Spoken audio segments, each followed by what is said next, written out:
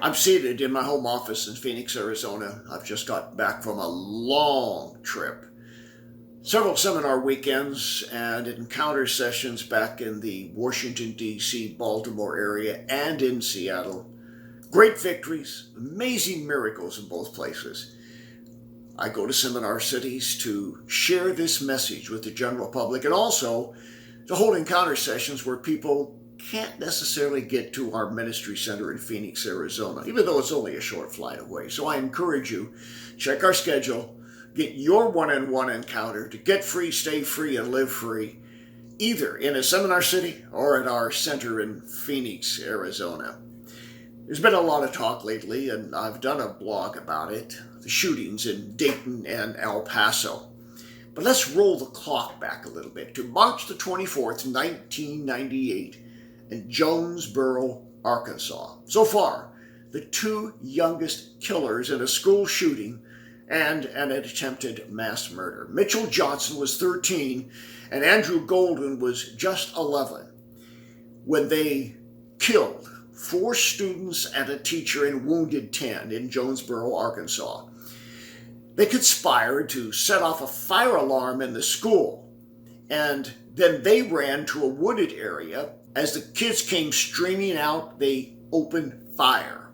Turns out later that they had stolen a van, and in that van were knives, hunting bows, and 3 rifles. They were caught, adjudicated as juveniles, and sent to a reform center. They were eventually released at 21 years of age. And both Johnson and Golden had terrible issues with the law and with drugs and all types of petty crime following their time in juvenile detention. This last July, about 20 years after that tragic shooting, Drew Grant, that was his name now, was driving down a highway near Little Rock, Arkansas. A pickup truck driven by a man named Daniel Petty hit him head on. And both Golden / Drew were killed. Galatians 6:7 is true. Don't be deceived. God is not mocked. What you sow, you will reap. Well, back then, I remember when the shooting took place, everybody was looking for an explanation. Was it machoism on behalf of these 2 kids? Was it unrequited puppy love? What was it?